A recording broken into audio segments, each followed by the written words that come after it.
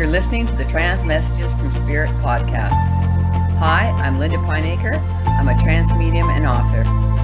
Jan Jones, another trance medium, joined me and shared a trance message she received from a collective, who provided reassurance about the individuality of each person's contribution to spiritual well-being. Hi, Jan. Thanks for joining me. Hi, Linda. It's great to be here. Thank you. What I guess I want to do is help people to understand how you became involved with trance and what sort of come out of that for you. So I guess I'm just wondering, what was your first experience in becoming aware that people could connect through spirits, through trance? Well, my first experience doing it was when my two daughters were attending your trance class. One of them couldn't make it, and that was, I think, October of 2020. Oh. And so in my one daughter's place, not knowing if I could even do anything.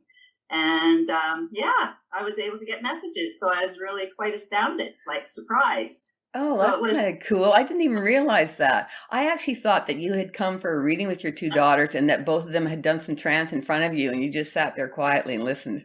Well, I think we actually had done that at one point. Oh, okay. I guess that's probably true, but I'm just thinking about my own personal... Your own experience, yeah. So you actually became aware of it through them and then you went and did it just like that? Yes. Yeah, which really shocks me because I really have no background in mediumship. Well, other thing I've done was back in fall of 2017, I joined a mediumship development circle with a great group of ladies. And many of them had many years of experience with mediumship and not me. So after my first circle, I contacted the leader saying, I feel really inadequate. I don't know if I should be doing this. I'm not able to give good messages or whatever. And she said not to worry, that it's just a development circle and we're just trying different things. And I'm glad she told me to just keep on going because that's when I discovered I could do automatic writing. Oh, cool. Yeah, that's a great way to get messages. That's like another form of trance where you don't let them use your vocal cords to speak. Right. And that's what I wasn't sure because I'm really not up on all the proper terminology. But yes, it is a form of trance. So I think they give them all the same name and they don't really differentiate. Whereas for me, it's quite different, right? But it's kind of neat because I didn't know that about you when you came to the class, and like I remember being really surprised how gutsy it was that you came, and you didn't seem to have any problem at all. So. Well, you should have seen me on the drive there. What have I done?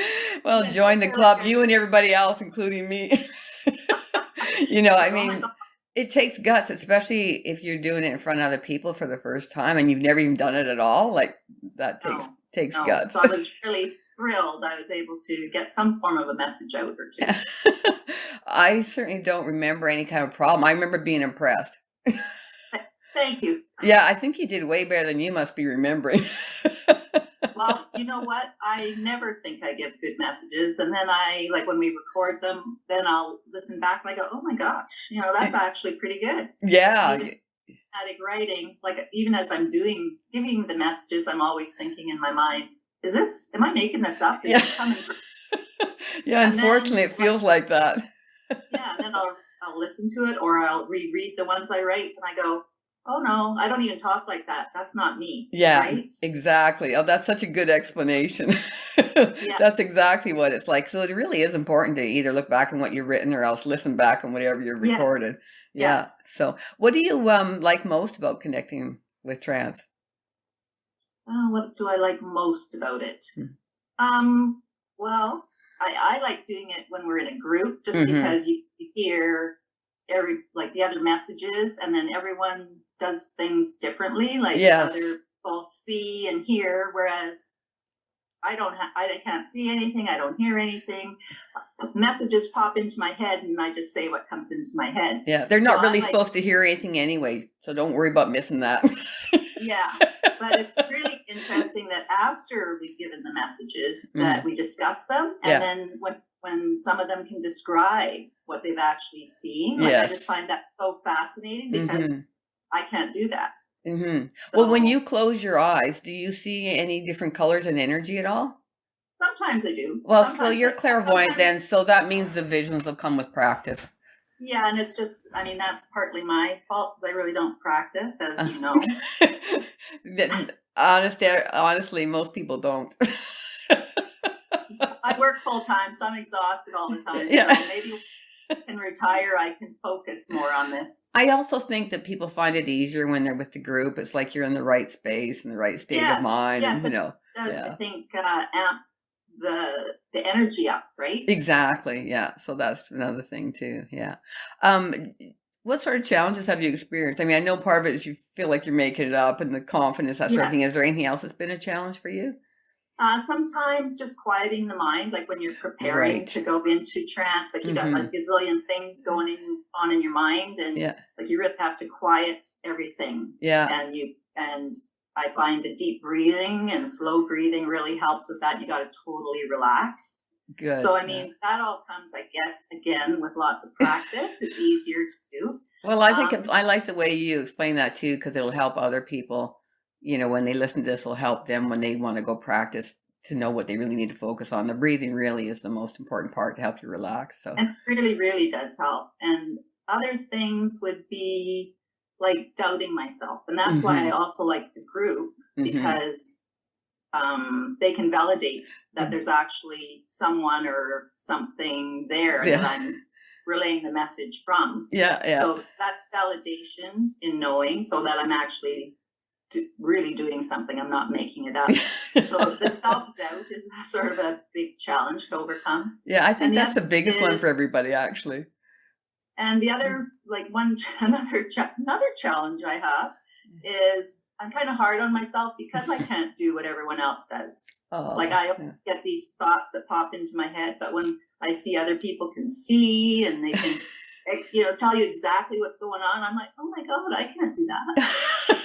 So I kind of feel bad, but then it's maybe more that I think, am I doing something wrong because I can't do those things? No, I don't think so at all, because your messages are so wonderful. And I think you'll really discover over time, Jan, that will grow and come for you. Sometimes it takes people a lot of time, especially, because of confidence, because confidence is so important when it comes to anything intuitively. But I really think that'll develop, because like I said, if you already can see different variations in the energy in your mind, that already shows that you've started the clairvoyance. And so it's just a matter of time to develop it. Yeah. Great. I forget. I was going to say something else, but it's gone now. That happens at age. Again, pop in and out. So maybe it'll come to me later. Well, join in the club. Well, so I thought what we do next is listen to the message that you got in group. Okay. We are here to tell all of you that your futures are bright. You will do much good.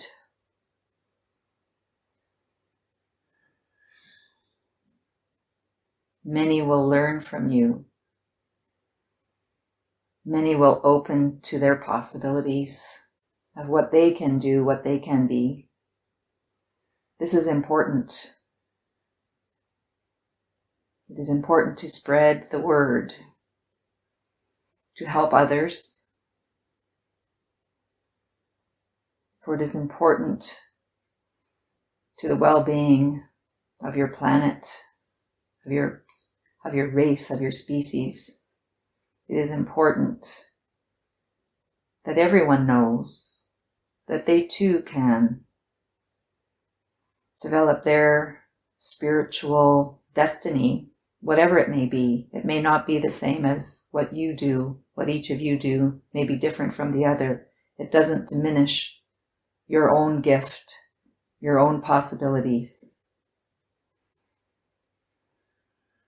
Do not compare, for that is not the purpose. The purpose is to be what you are, to be what your gift is, to enlighten yourself to your own possibility.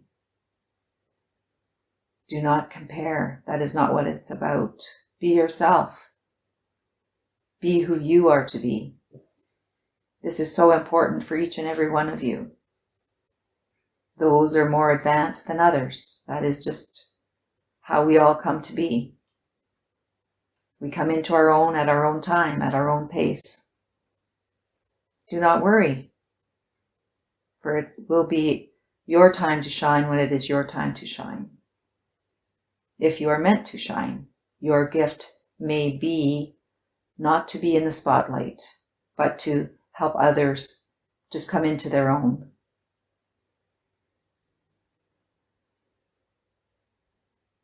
Everyone's path is different. It doesn't diminish the importance of it. You are all important on the path, on the journey to where we are all going. You all play an important part, no matter how big, how small. And you may think your part is small, but it is not. Do not worry. Take each step as it comes.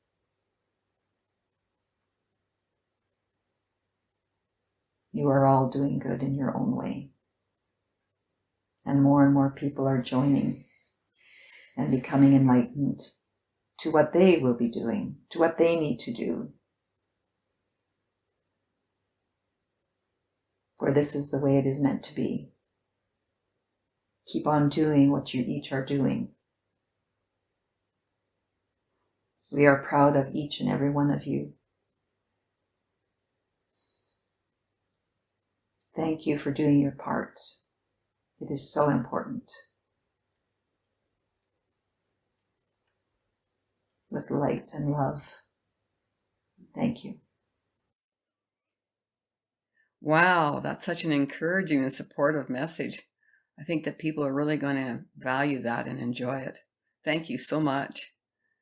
Oh, you're quite welcome. And that kind of just covered my whole area of doubting and my abilities and not being able to do. Everyone's on a different path. You may be helping people, you may be on stage, but everyone's part is important, no matter how big or small. Yeah, that's such a valuable message. It's just so clear that everybody contributes in their own way. And exactly, yeah. Yeah. I mean, I sometimes meet with people who are concerned that they may have missed something so that they're not on their path. And I've even had moments in my life when I worried about that too. And sometimes they're concerned that they might miss noticing an opportunity. But it seems to me that things we are meant to do are so usually, in our face that we can't miss them anyway. So it's kind of needless to have that concern. Some of us have had many forks in our paths. Yeah. But, we don't even need to look for them. We just need to be receptive, right? Yes. It's important that you recognize your own gifts and talents and the ways in which you contribute. You may move at your own pace and develop in your own direction. For those who are learning to connect through trance, it's important to record your messages. You may not remember how profound the messages were that you received unless you listen to them later. I'm sure that Jan had no idea what a spectacular message that she left with everybody, and that it could be shared in a way that would be meaningful to lots of people. And speaking of that, I want to thank you, Jan, for sharing such a reassuring and encouraging trance message. Well, thank you so much for having me today. Oh, you're welcome. And thanks, everybody, for listening.